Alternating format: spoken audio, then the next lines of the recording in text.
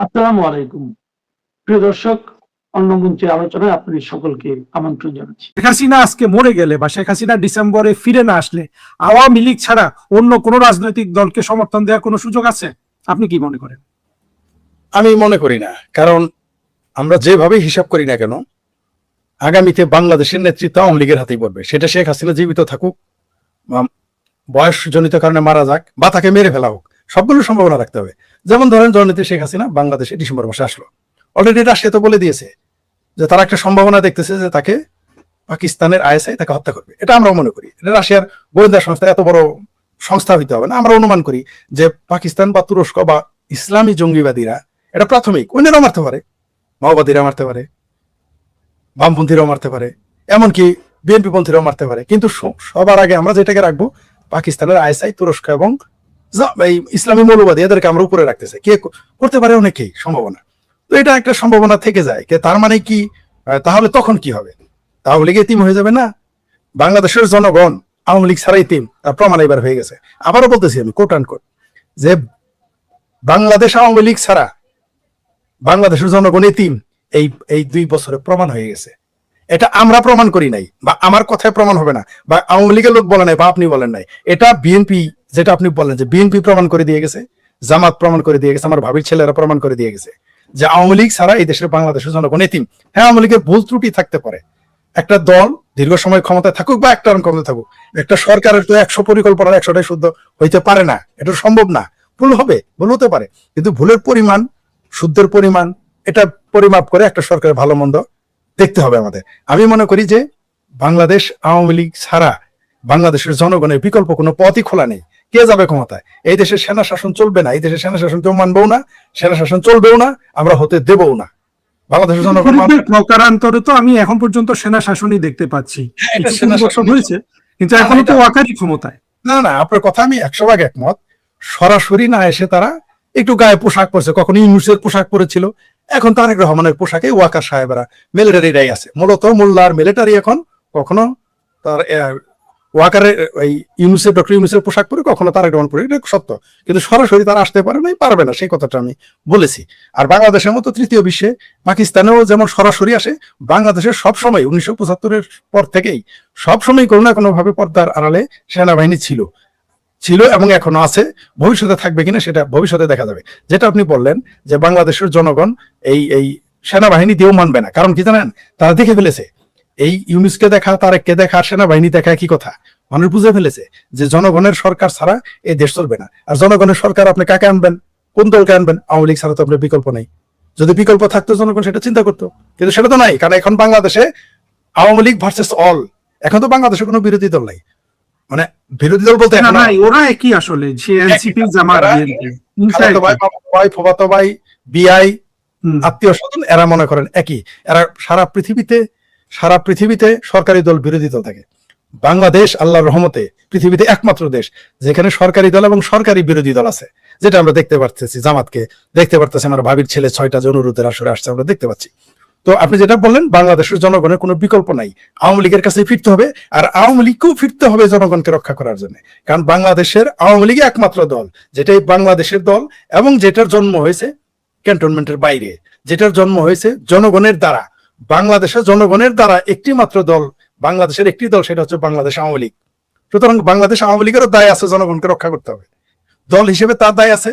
আর জনগণও চিন্তা করে দেখছে যে আওয়ামী লীগ ছাড়া তারা বাংলাদেশের জনগণ এতিম। এটা আপনার আমার কথা না, এটা ঐতিহাসিক ভাবে এই 2 বছরে প্রমাণ করে দিয়েছে ইউনুস এবং এই তারেক রহমানের মুসলেখা সরকার।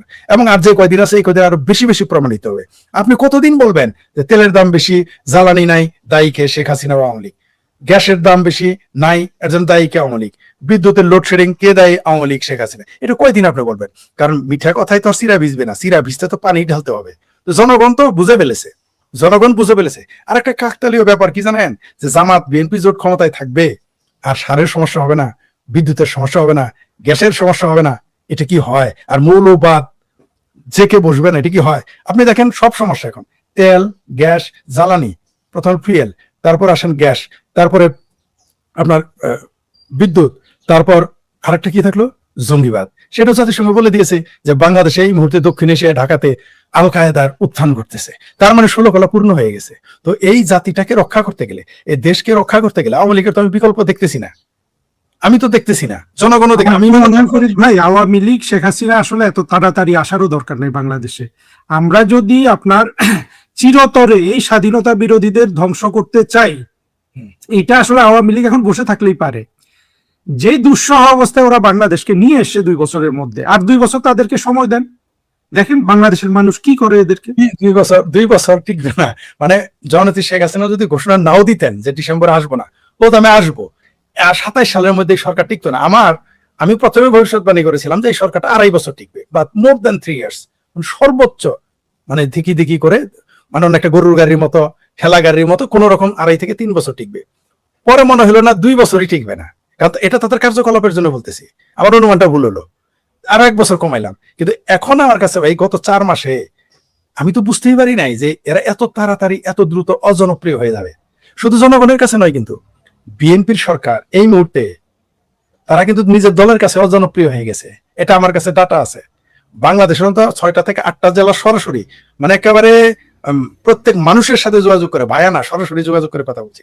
তাহলে 64 জেলার মধ্যে 6 থেকে 8টা জেলার যদি বিএনপি অজনপ্রিয় হয়ে যায়, তাহলে সারা দেশে তো একই অবস্থা। কারণ আপনি যখন ভাত রান্না করবেন, তখন তো একটা ভাত চাপ দিলেই তো বুঝতে পারবেন কতটুকু চাল সিদ্ধ হয়েছে, কয়টা হয়েছে।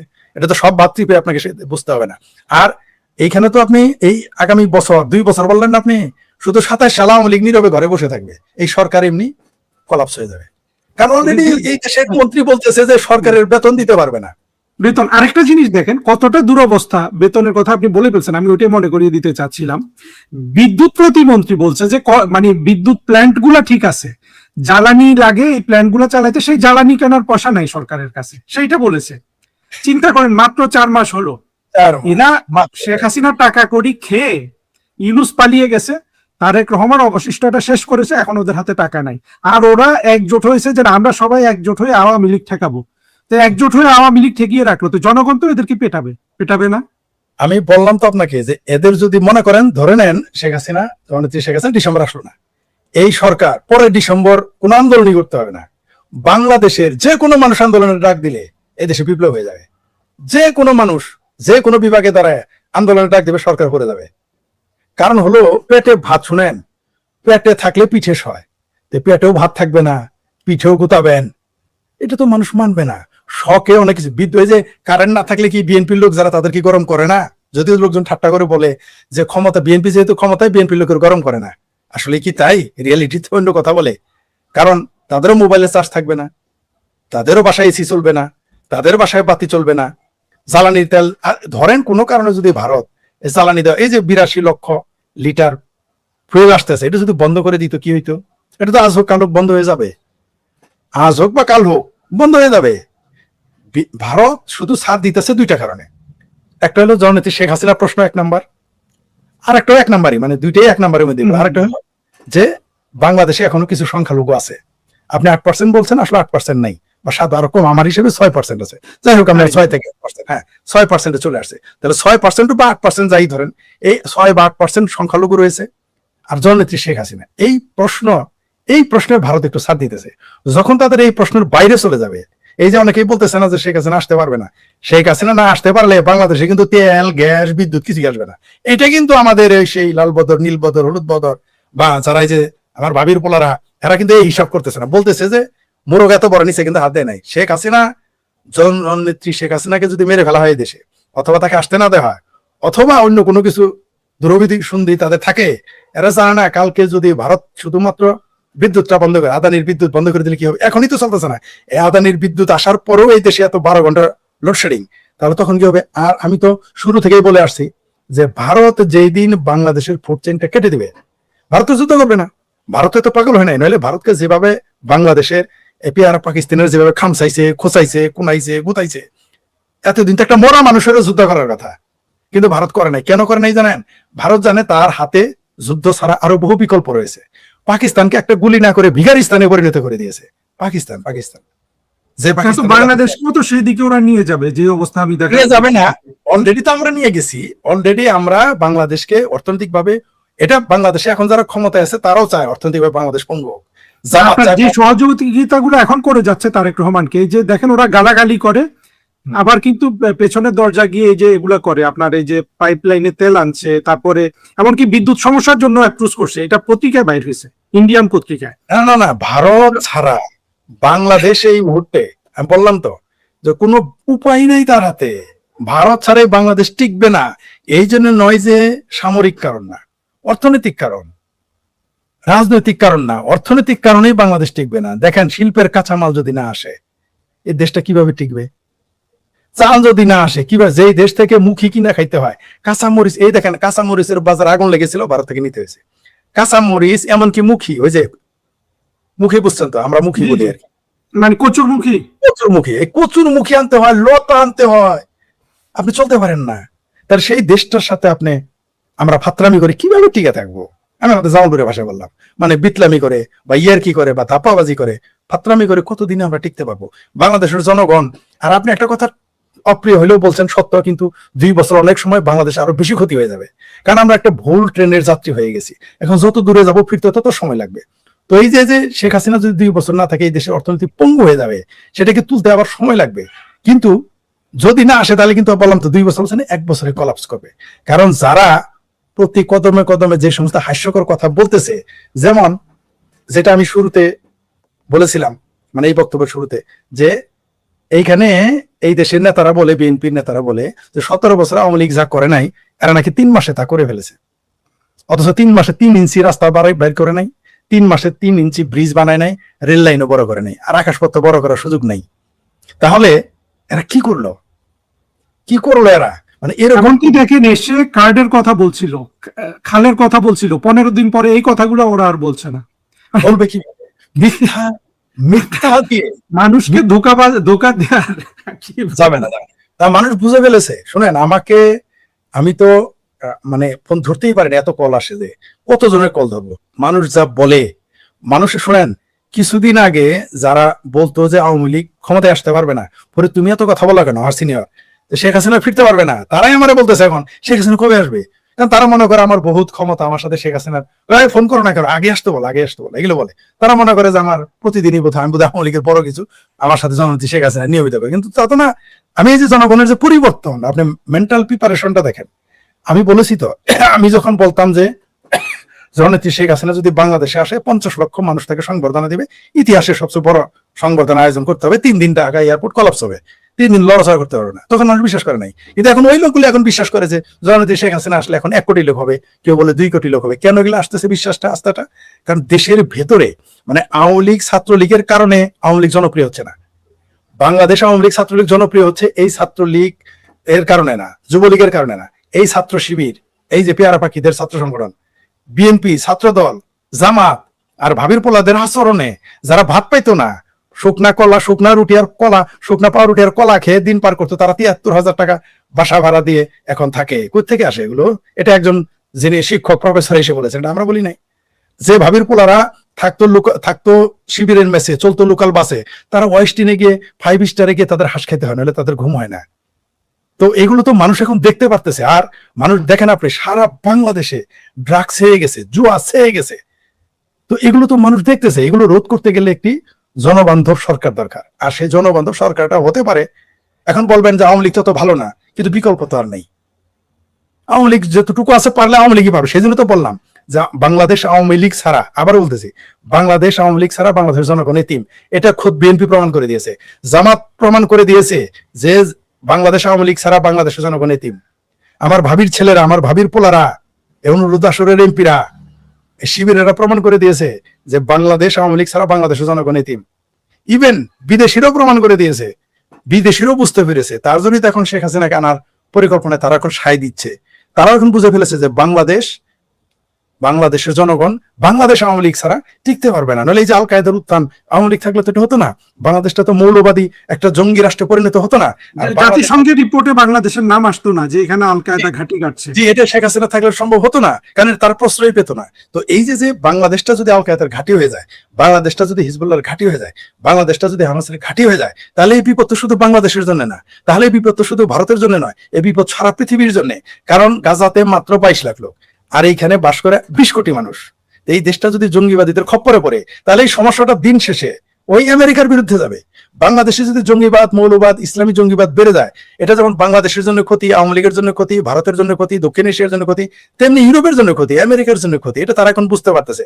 তারাও যেটা আমি বললাম যে বাংলাদেশের জনগণ বাংলাদেশ আওয়ামী লীগ ছাড়া এতিম, আর বিদেশেরও এখন বুঝতে পারছে বাংলাদেশ আওয়ামী লীগ ছাড়া বাংলাদেশে মৌলবাদী শক্তিকে দাবিয়ে রাখা যাবে না।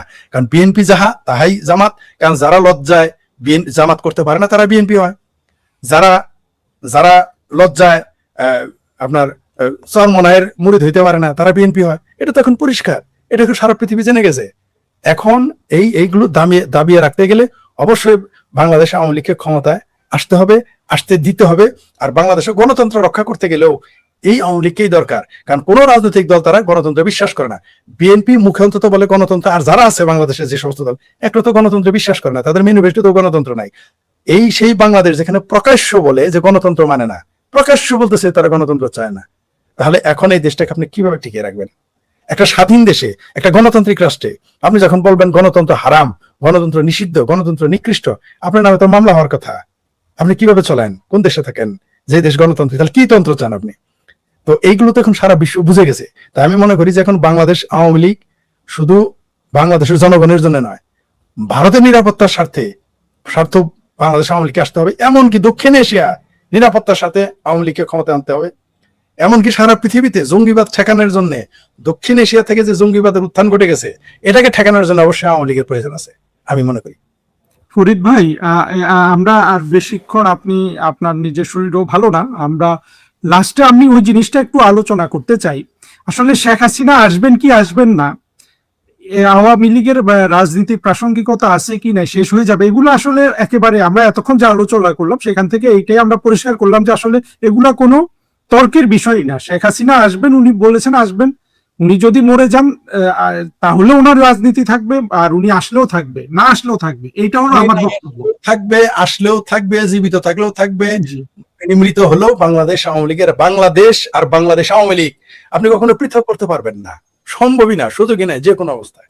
ফরিদ ভাই, আমি যে ইস্যুটা এখানে তুলতে চাই, আমি মনে করি যে মূল ইস্যু হলো আওয়ামী লীগের রাজনীতিটাকে আপনার তার যে ঘোষিত নীতি পন্থা আছে তার সাথে অ্যাডজাস্ট করা। কিভাবে দেখেন, আমাদের দেশে যদি আমরা মুক্তিযুদ্ধের মাধ্যমে যাদের যাদের এই দেশে বাঁচাবো বলেছি বা যাদেরকে নিয়ে আমরা একটা সুন্দর রাষ্ট্র গড়বো চিন্তা করেছি, সেটা হলো যে সকল ধরনের মানুষ, সকল ধর্মের, আপনার সংখ্যালঘু, পাহাড়ের বলুন, তারপরে আপনার নারী বা অনগ্রসর মানুষগুলো।